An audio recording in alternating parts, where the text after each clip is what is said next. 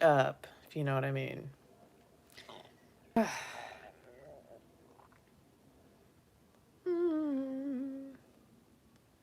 So my other video completely blew away. Actually, I like this one. And it just blows my mind. Oh! How is it?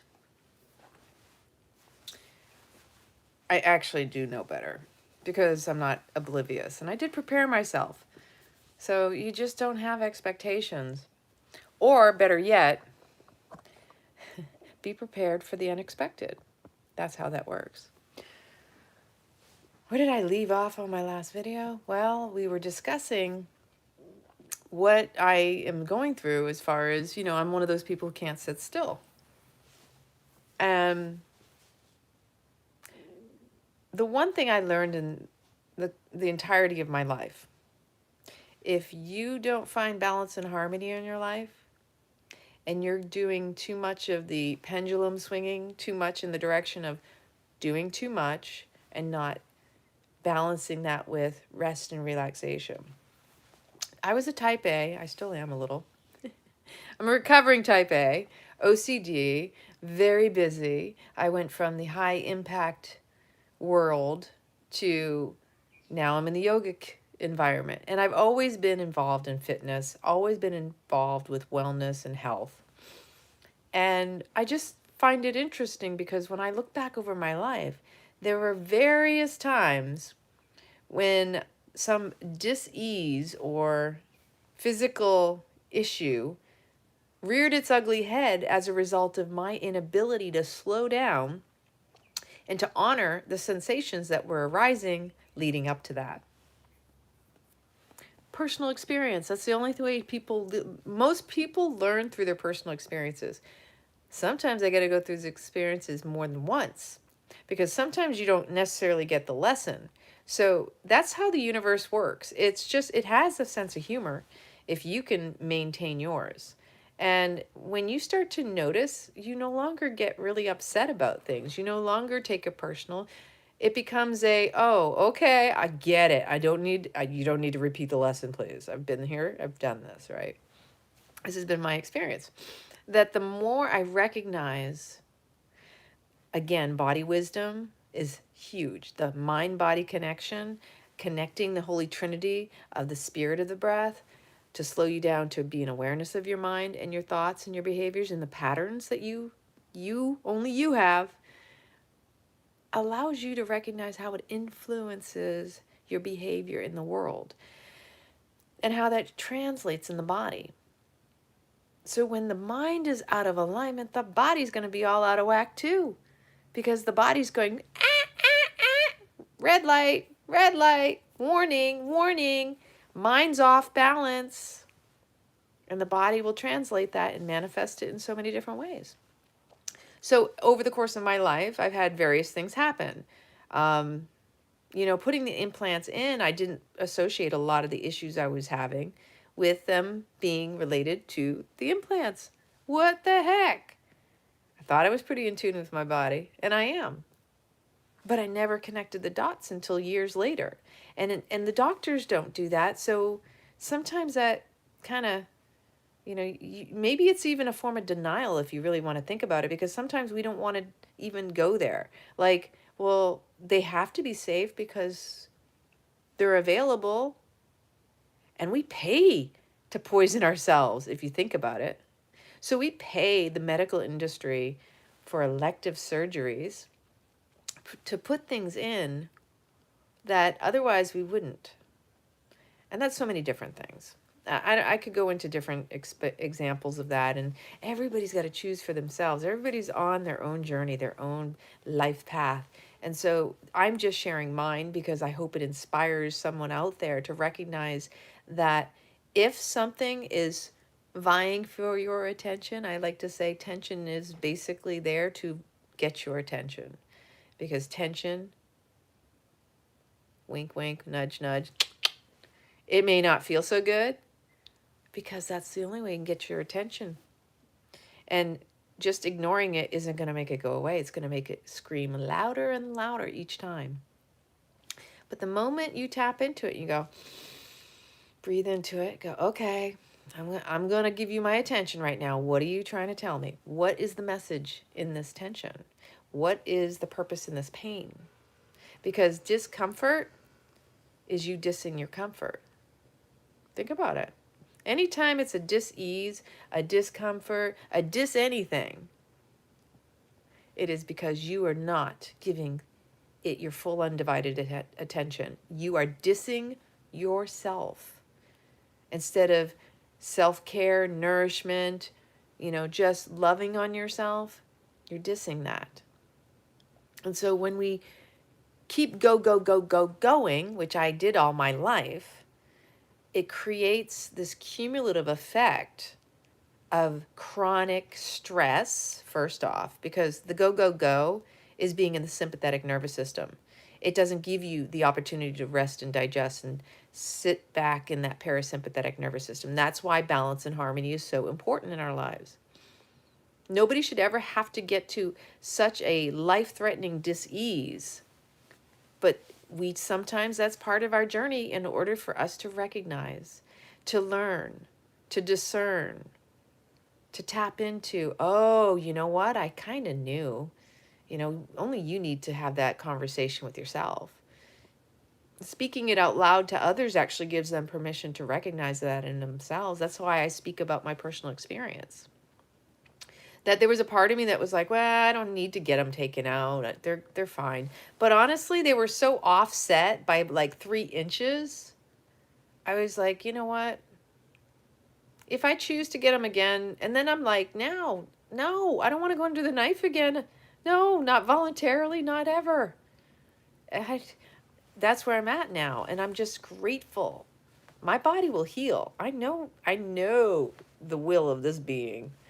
I know it from the internal out because I have had so many experiences and witnessed the miracle of the body, the magic that we take for granted.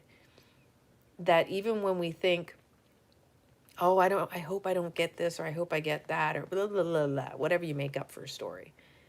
Where attention goes, energy flows, and you are the master manifester of your life. So even if it's a demoting, I wish this doesn't happen, I hope this doesn't happen. If you're in fear of something, you're just drawing more of that to you. So if you're one of those people who has a family history of some particular disease, oh, but for, my mother had, breast cancer, my father had colon cancer, all these different things. It's the biology of belief. Your environment influences you. I'm going to always go back to this word influence. From the moment we're born, from in utero, we are constantly being influenced. Whether you call it inspiration or even something that is impulsive, it's a form of influence upon you. It guides you whether you're going to follow that direction or you're going to resist going in that direction. It's polarity. There's always dualism, opposites attract. There's always going to be the yin and the yang, the true and the false, the one and the zero, the bit and the bite, all those wonderful things. But when everything is in perfect balance and harmony, they don't exist by themselves because they're one together. That's what contrast is there to show you. That's how you learn to discern, is when you're imbalanced, because the imbalance is showing you the this or the that. If you were balanced, you wouldn't notice they even existed, because they don't. And so, for me right now, I'm in the healing process, but I feel more whole than I've ever felt before. I feel more ease, regardless of the discomfort of my back and my neck. Because when my head is against something for a long period, I'm like, oh, somebody come massage my neck, my occipital ridge, like I need some serious back massaging, feet massaging, all that wonderful stuff. And I'm going to treat myself for that. You know why? Because not only am I worth it, but I sure as hell deserve it. And I'm going to honor that my body is calling and requesting it. So as I'm sitting here drinking my favorite from Escape Route, apple spice.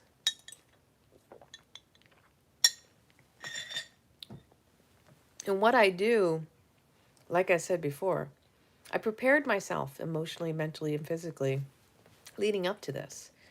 I knew I was going to choose to drink just juices and allow my body light, juices are light on digestion because your body needs the attention and the energy to restore and repair and heal. And the lighter your digestion, the easier it is for your body to focus where it needs to focus, as opposed to being split between the healing and the digestion. So putting in all the nutrients that I need via straw and liquid, my body is going, okay, it's so much easier. And I go in and out of sweating because I'm still detoxifying whatever they pumped me up, anesthesia and everything else. And my body's been really good about pulling anything out. I don't know, honestly, somebody asked me if I was detoxing. I don't feel like I've had to truly, have a heavy detox of this. The big thing is I'm feeling the sweat, right? So when your body is sweating, because your skin is your largest living, breathing organ, and that's one of the ways it pulls toxins out, is through sweat, through urine, through spit, eye ducts, because when you tear up. And the first couple mornings that I woke up, my eyes were the first morning was horrific. My eyes were so crusted down. I was like scraping stuff out of my eyes because of all the anesthesia. And then after that, it's been less and less. And it's really hard for me to do the tongue scraping and the cleaning the monkey glands, which I know I've spoken about it, but if you don't know what that is, essentially what I do is I brush my teeth, and then I take my toothbrush afterward and I scrape at the very back. Yes, it makes you gag, and there's a reason for it. Because there's 3 phlegm globules that form overnight that contain the toxins. So you need to get those out of you, because getting them out of you pulls and draws. That's one way, because phlegm is a form of releasing, like the body contains and traps toxic stuff so that you can extract it and spit it out. That's what phlegm's about. So when you get the 3 phlegm globules pulled up, then I scrape my tongue to clear off any type of residue. And then I like to rinse my mouth with some water. I have a hydrogen machine, so I've been using that water a lot more. And when I gag myself with doing the scraping of the monkey glands, that causes my eye ducts to tear. And that's important, because then that clears out the tear ducts of the night before. And if you eat certain foods that are heavy in salt, sugar, dairy, and all that, you're going to find you have the crusty eyes in the morning, and that needs to be cleared out.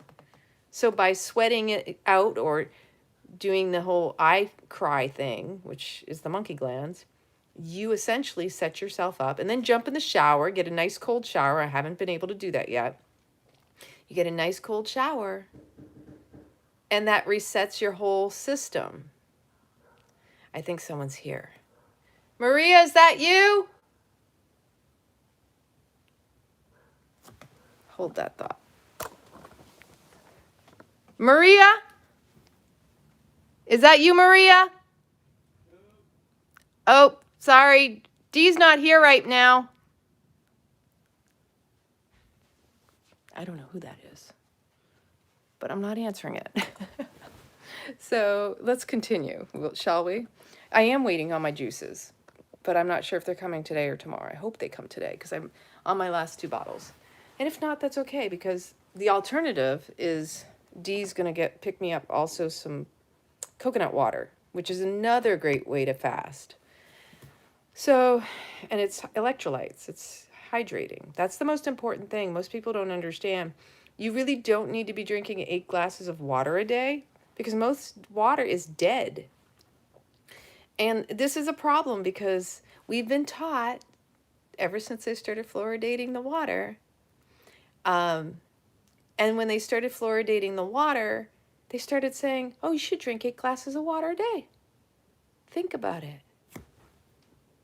Not healthy, not necessary. So with that said, it's all good. You got to find your journey. You got to find what works for you.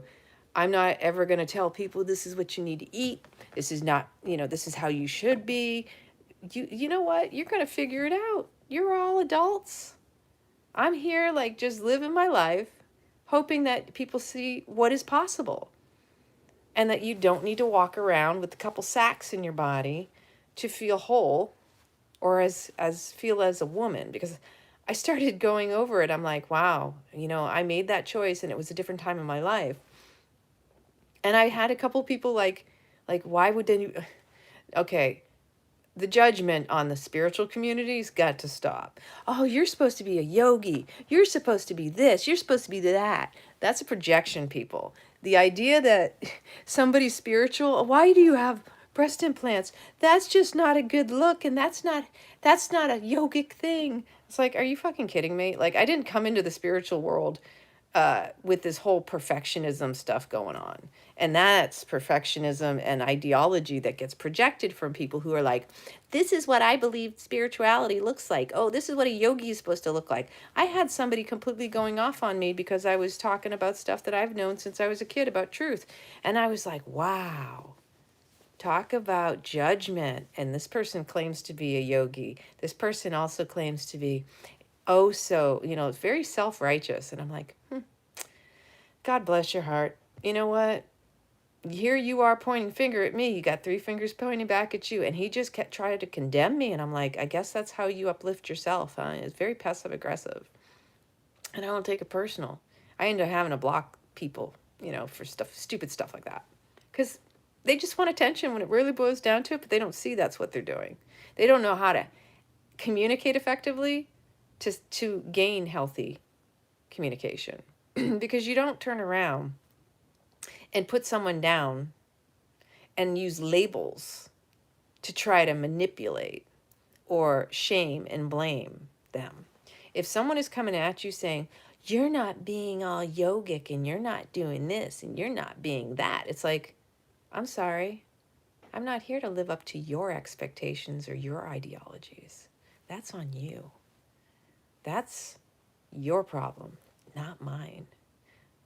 I'm living my life, and I didn't ask for your permission on how I live it, let alone your opinion, because opinions are like assholes and everybody's got them.